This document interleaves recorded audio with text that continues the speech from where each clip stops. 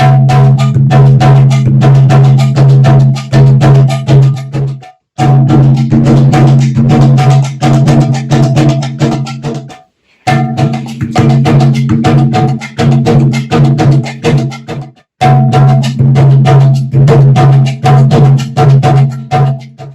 Krishna, my name is Ambrish, and today I will be showing you some techniques and variations on how to sit properly with the Mridanga.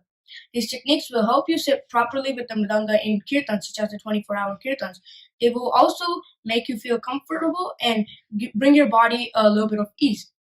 And for more information on how to sit with the Mridanga, you can always check out the Mridanga book, which will be in the description below. Alright, so here is the first variation on how to sit properly with the Mridanga. First, get into a nice comfortable crisscross applesauce position. Then, depending on if you're a left-hander or a right-hander, since I'm a right-hander, I would move my right leg away from my left leg. So it should create this nice gap right here. And if you're a left-hander, you would probably move your left leg away from your right leg. Now, this gap is essentially where the Mridanga would go. And to check if it's big enough, you can do the four-finger trick. So place your one hand right in the pocket that has been created. Place your other hand and check if four fingers fit. And for me, it looks like they fit perfectly. And now I'm ready for my Mridanga to be placed on my thigh. So now I'm going to be demonstrating how to put the straps on for the first variation. So usually there are two straps. For my Mridanga, there's two straps. And I just put them through my body, like my whole body is inside.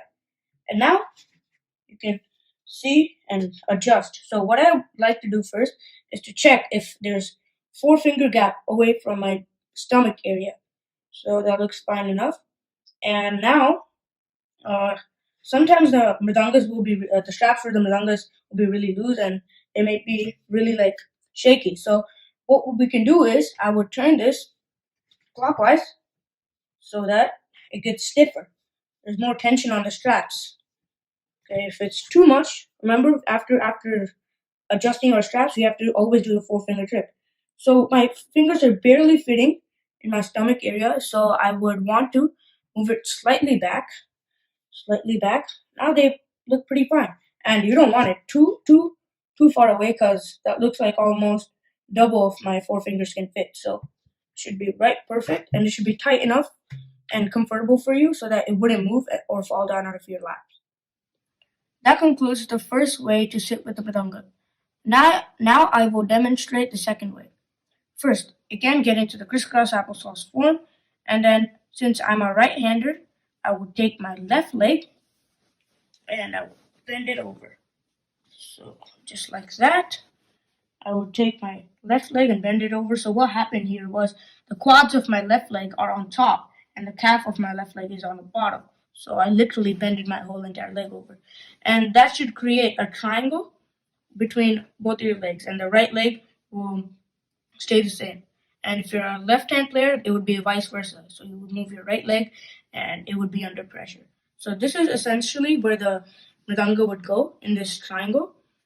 Now I will be showing how to place the Mridanga on your lap for the second variation. So remember that triangle I showed? So that's where the Mridanga went right now. So I'll redo it. So here's the triangle that I've created, and the Mridanga would go in the pocket, just like that. And then use the four-finger technique again to check if the Mridanga is far away from you after putting on the straps. So it looks about right for me, and my straps are also pretty right. That concludes the second way of sitting with the Mridanga properly. Now I'm going to be demonstrating the third way.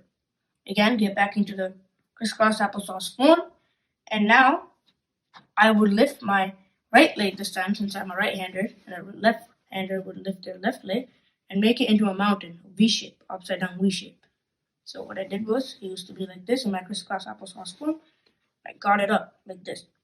And now,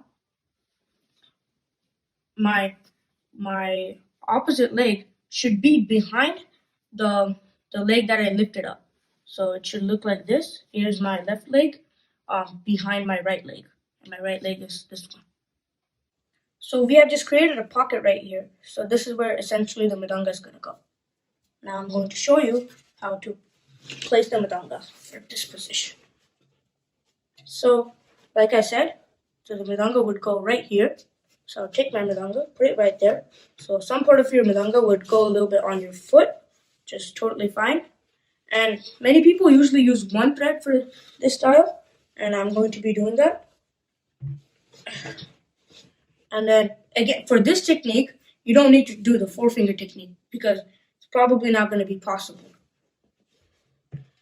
But you can tighten as much as possible the Mridanga, and that would be the third technique. That concluded the third way of sitting with the Mridanga. Now I'm going to be showing the fourth way. In this way, you don't need to start in the crisscross applesauce form. You can sit directly like this, where the quads of both of your legs are on top of the calf of both of your legs. And this way, we will create some pocket gap right here between the two legs. That is essentially where the Mridanga is going to go this time. Now that I've created my gap, I will take my Mridanga and place it right in there. I can take my straps, put it on, and this one does require your 4-finger check though. So it looks pretty good for me, and I can play. So I'll quickly again do this again. So I laid my form like this. I bring my Mridanga up, and I put it straight on my thighs. Straps, put both of them on. Oh, this time it's too tight, so I'll move it back, and maybe a bit more. Alright, that feels perfect. That concluded the fourth way of sitting properly with your Mridanga. All the important links, such as the link for the book, will be in the description below.